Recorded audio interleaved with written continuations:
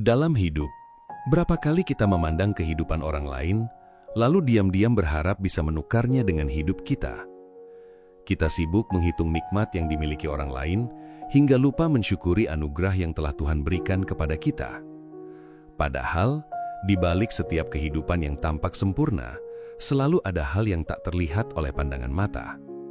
Selamat datang di Kisah Sejuta Makna. Kisah hari ini akan mengingatkan kita bahwa kebahagiaan sejati tidak akan pernah kita temukan selama kita terus membandingkan hidup kita dengan kehidupan orang lain. Ini adalah kisah tentang seekor burung gagak yang membenci dirinya sendiri. Ia menganggap hidupnya adalah yang paling buruk di dunia dan berharap bisa menjadi burung lain. Namun, sebuah perjalanan yang tak terduga mengubah seluruh cara pandangnya terhadap kehidupan. Mari kita simak bersama dan dengarkan kisah ini sampai akhir.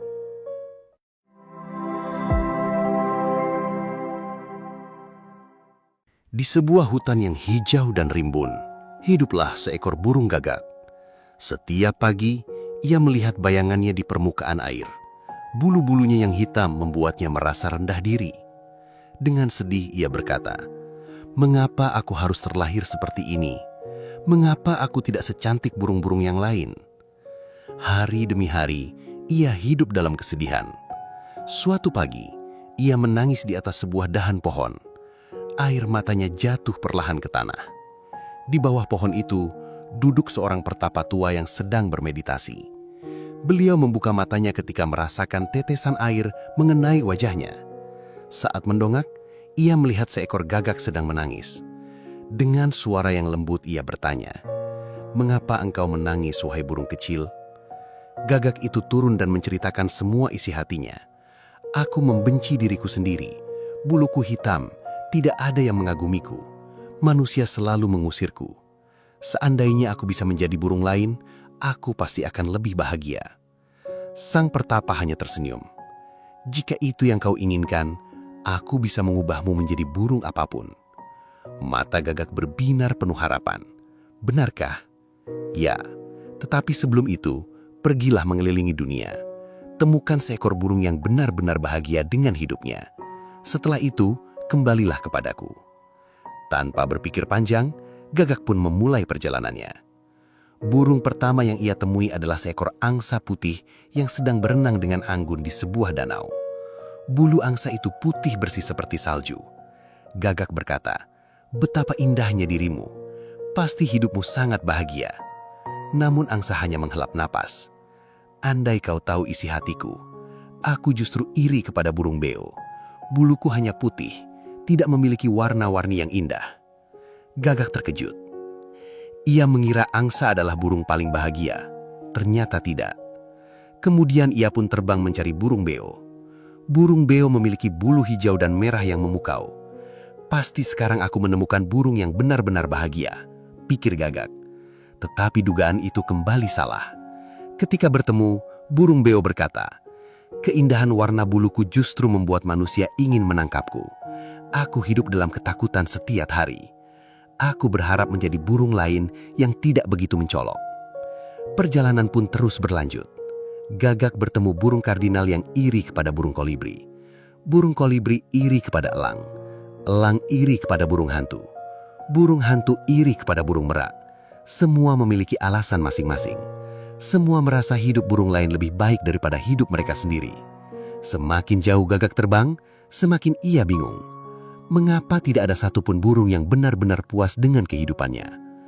Akhirnya, ia tiba di sebuah kebun binatang. Di sanalah, ia melihat seekor burung merak. Ekornya yang megah memancarkan warna-warna yang begitu indah. Gagak yakin, inilah burung paling bahagia di dunia. Ia mendekat lalu berkata, "Semua orang mengagumimu. Tidak ada burung yang lebih cantik darimu. Pastilah hidupmu sempurna."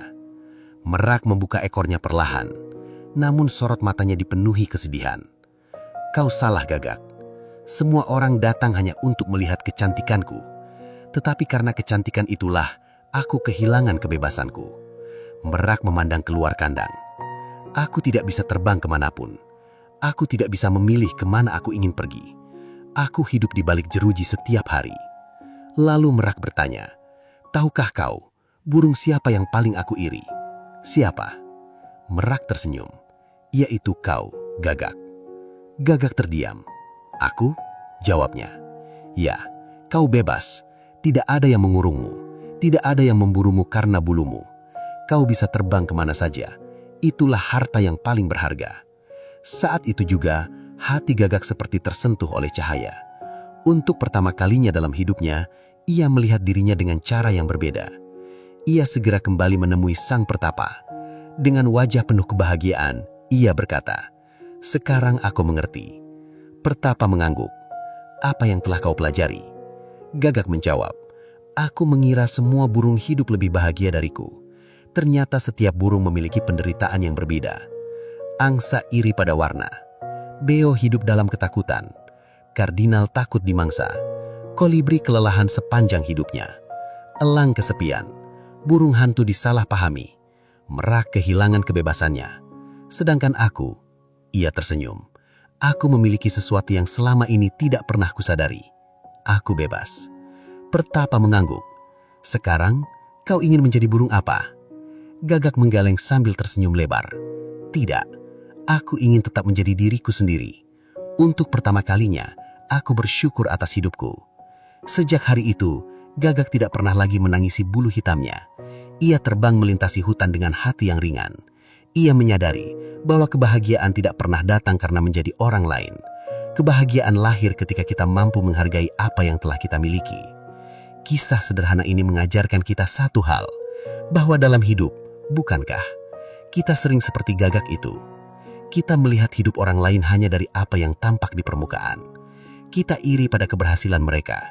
Kita iri pada kekayaan mereka. Kita iri pada keluarga mereka. Kita iri pada pekerjaan mereka. Padahal, kita tidak pernah melihat air mata yang mereka sembunyikan. Kita tidak mengetahui perjuangan yang mereka hadapi setiap hari. Rumput memang selalu tampak lebih hijau di seberang sana. Namun ketika kita benar-benar berjalan ke sana, kita akan menemukan bahwa tanahnya juga dipenuhi batu dan duri. Setiap orang memiliki ujian yang berbeda. Tidak ada kehidupan yang benar-benar sempurna. Karena itu, jangan habiskan hidup dengan menghitung apa yang dimiliki orang lain. Mulailah menghitung nikmat yang sudah ada dalam hidupmu.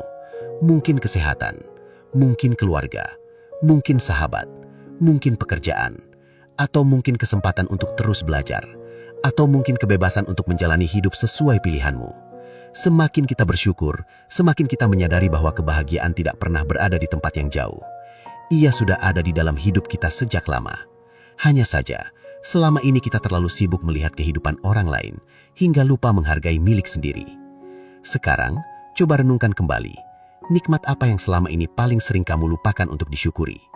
Tetaplah bersyukur, tetaplah rendah hati, dan ingatlah, orang yang paling bahagia bukanlah orang yang memiliki segalanya, melainkan orang yang mampu mensyukuri apa adanya. Terima kasih sudah menyimak hingga akhir. Semoga kisah ini bermanfaat dan sampai jumpa di kisah menarik berikutnya.